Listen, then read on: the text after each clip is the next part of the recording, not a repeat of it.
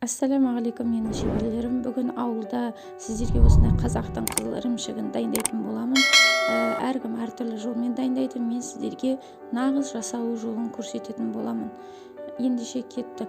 Ең алдымен қазанымызды қатты қыздырып алып, міне осындай қойдың құйрығымен барлық жағын майлап шығамыз. Бұл майлаудың себебі сүтіміз түбіне жабысып қалмау үшін, ірімшігіміз жабысып қалмау үшін майлаймыз.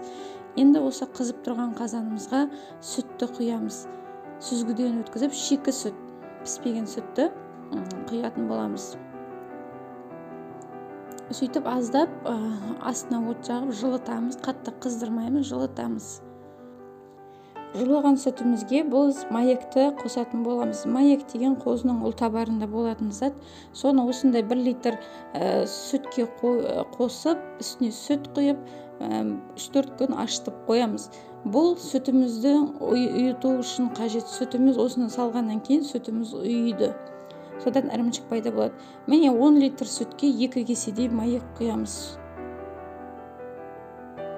Жақсылап араластырамыз. Маек құйғаннан кейін сөйтіп сүтіміздің қазанның бетін жауып, орап қоямыз 1-1,5 сағатқа. Өйткені сүтіміз ұю керек. Кәдімгі айран сияқты ұйып шығады. Міне сүтіміз ұйыды, астына от жағып, қазанымызды қыздырамыз. Дәл осылай 4-ке бөліп, міне ортасынан езіп ұйыған сүтімізді езіп алмай, міне осылай жақсылап араластырамыз. Егерден қатты араласатын болсақ, ірімшігіміз езіліп кететін болады.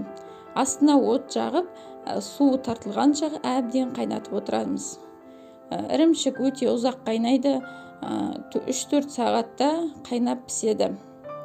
Дайын болады яғни. Әбден қайнап тұрады. Міне әрбір 15-20 минут сайын осылай дәл ортасынан ірімшігімізді бұзып алмай, үстіп араластырып тұрамыз. Себебі астына жабысып қалуы мүмкін қазанға.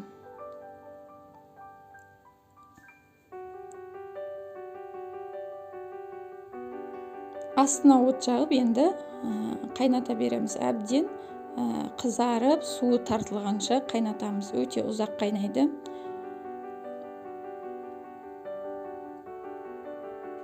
Міне көрдіңіздер ғой, әр 10-15 минут сайын.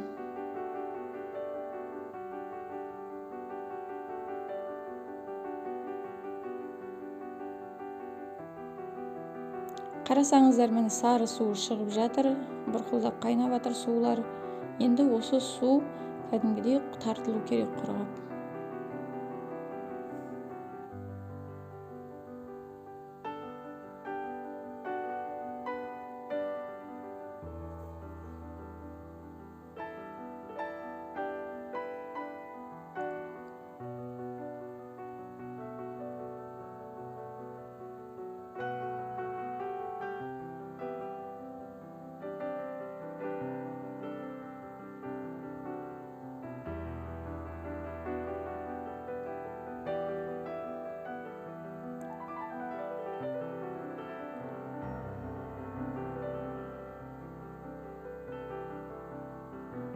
Міне қарасаңыздар, уже қайнағанына 1 сағаттан асты.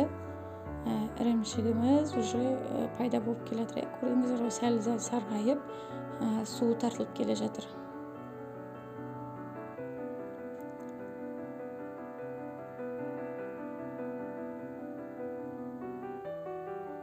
Қайнағанына 1,5 сағаттай уақыт болды.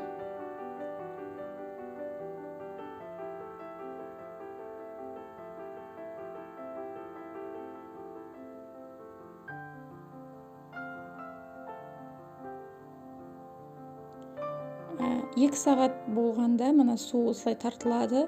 Содан барып, аздап өзіңіздеріңіздің қалауыңызша қант қосасыз. Тәтті қыласыз ба, жоқ. Қант қоспасаңыз да болады.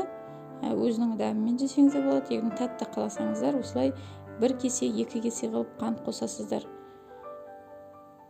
Міне су тартылуға аз қалды. Енді 1 сағаттай қайнаған соң уже су тартылатын болады. Қант қосқаннан кейін осылай араластырып жібереміз, кішкене міне езіп алмай байқап, түбін міндетті түрде қозғап тұрамыз қайта-қайта.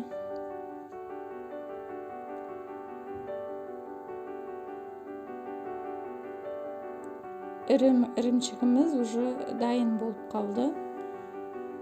Міне ірімшігіміз дайын, суының бәрі тартылды, жақсылап қызарды. Енді ірімшігімізді сүзіп алатын боламыз. Сүзіп алып, кішкене кептіріп қоямыз. Дәмі өте керемет болған. Енді шаймен ішкенге өте керемет.